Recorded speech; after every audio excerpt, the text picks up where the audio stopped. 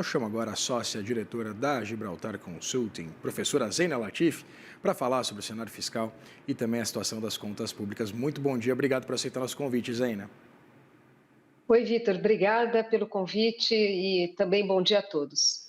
Professora, eu queria começar, né, abordando essa fala da ministra Simone Tebet, né, acerca dessa perspectiva para 2027. A gente tem os dados, por exemplo, vindos da própria Secretaria de Política Econômica do Ministério da Fazenda, mostrando que essa pressão dos precatórios, né, reduziria quase a zero já, né, o montante proposto ali, né, disposto em gastos discricionários. Mas eu queria entender, a solução seria de fato tirar esses gastos da meta fiscal? Olha, essa é uma longa novela, né? A gente ali ainda na Constituição havia ali um estoque de precatórios e aí se estabeleceu que em 8 anos teria que ser liquidado. E o que a gente viu desde então é uma PEC atrás da outra, né? Com essa agora são 10. E aí, claro, às vezes é um assunto que entra em outra emenda, mas enfim, esse assunto sendo tratado em emenda da Constituição, sempre no sentido de trazer algum alívio, de empurrar o problema com a barriga. O problema é que, assim, primeiro, a gente insiste nessa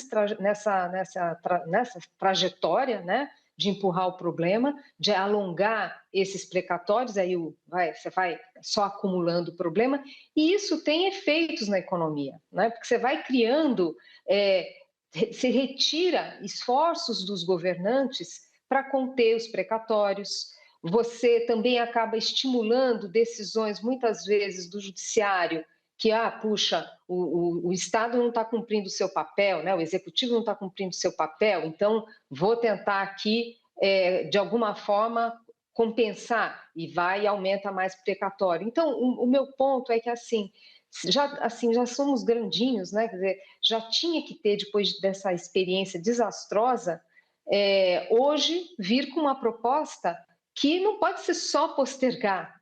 Você tem que colocar, de fato, mecanismos para que isso não se repita. E a gente não tem isso, né?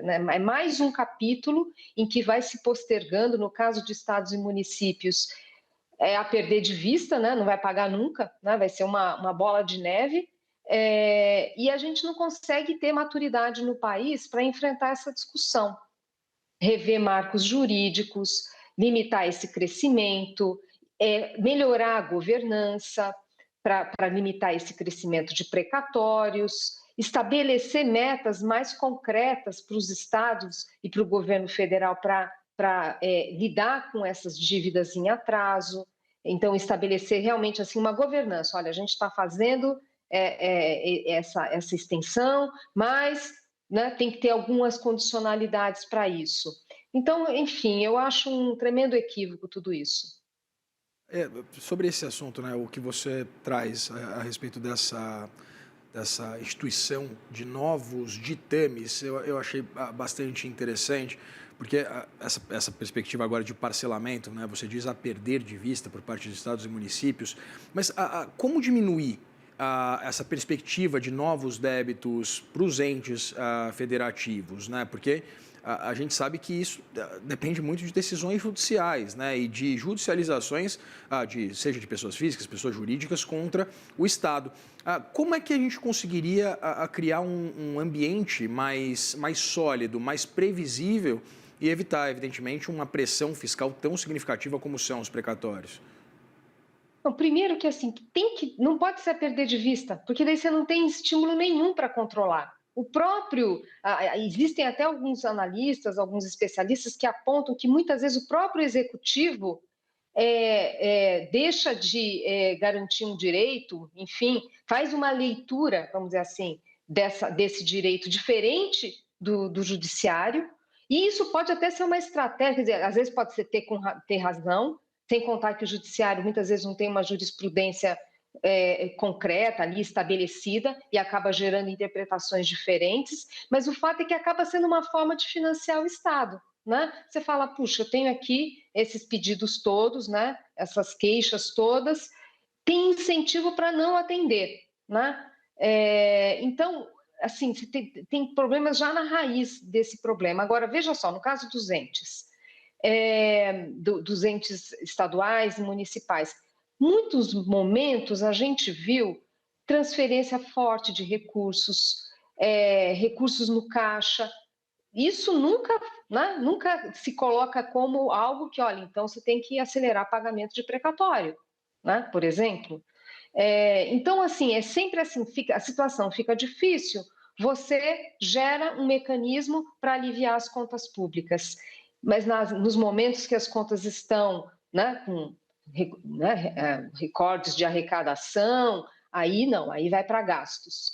Então, veja, tem uma assimetria aqui, né? É sempre no sentido de liberar mais recursos, sempre no sentido de não estimular o esforço fiscal dos entes, porque, bom, lá na frente vai ter uma nova renegociação. A gente, aliás, está vendo isso, né? Essa PEC 66 não é só para os precatórios, mas é também para dívidas com a Previdência.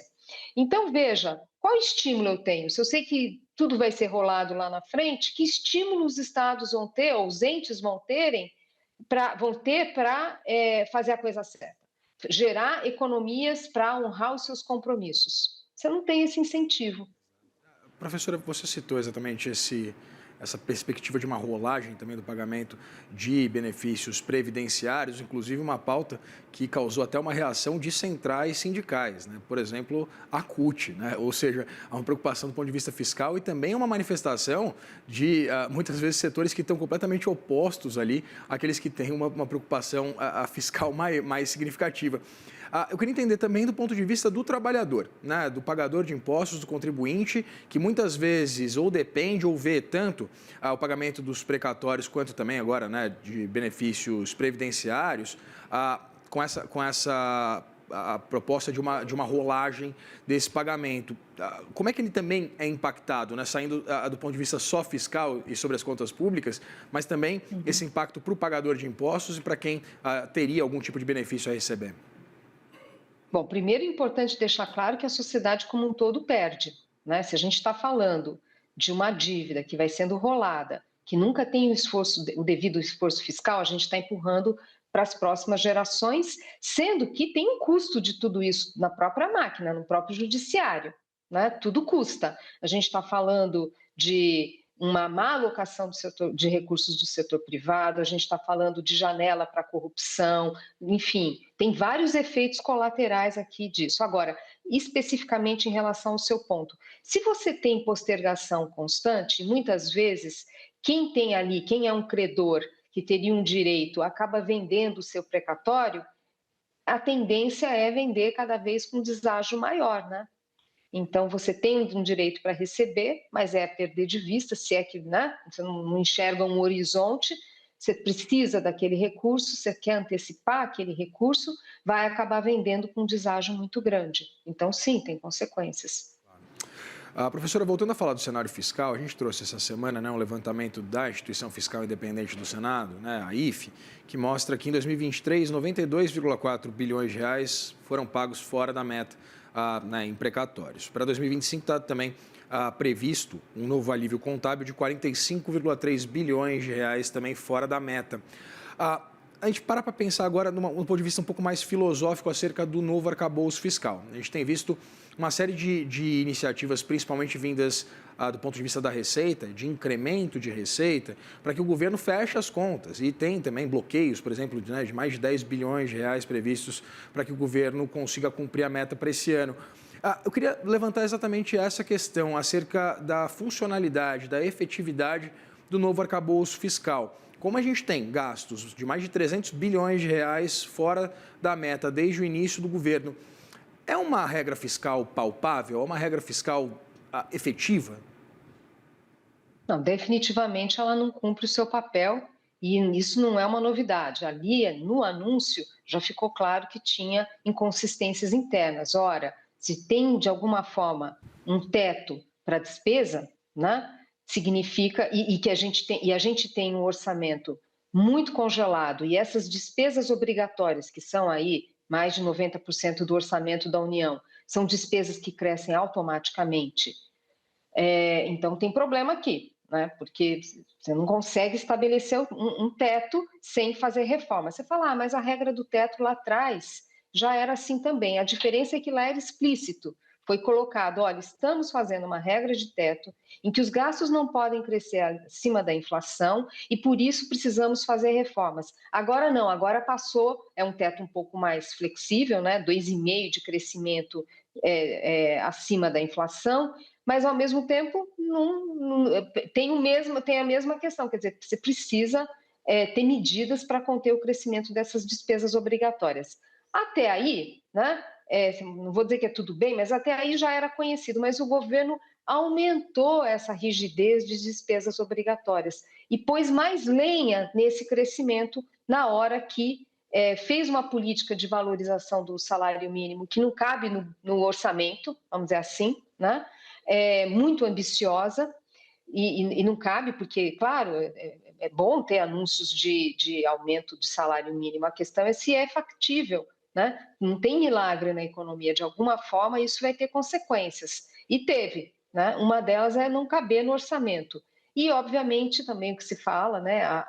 Aumentou a vinculação a receitas, né? Então, saúde e educação, que lá atrás não tinham vinculação à receita, na regra do teto anterior, passou a ter. Então, a economia vai bem, a receita sobe, os gastos sobem, né, de educação e saúde. De novo, não tem milagre na economia, alguma coisa vai ficar descoberta. Então, o que a gente foi tendo, quer dizer, já de cara um desenho complicado, e aí a gente tem sistematicamente notícias de despesa fora do teto, sistematicamente. A credibilidade dessa regra, né, do arcabouço fiscal, né, desse limite para despesas, essa regra do arcabouço fiscal não tem mais credibilidade. E a mesma coisa as metas de resultado primário. Ora, se tem um monte de coisa que não está no resultado primário, então para que ele serve? Né?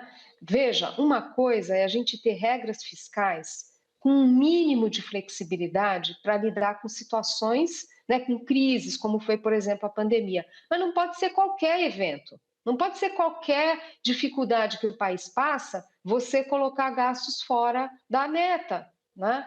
Fora do arcabouço. Não pode ser assim, porque senão flexibilidade demais significa que você vai perder credibilidade, né? Então, nós temos um regime fiscal que perdeu credibilidade.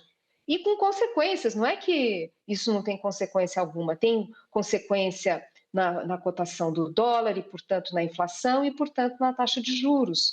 Se tivéssemos um regime fiscal mais robusto, com credibilidade, esse equilíbrio ia ser muito melhor. A gente já está falando de um patamar de juros mais baixo no Brasil, com certeza.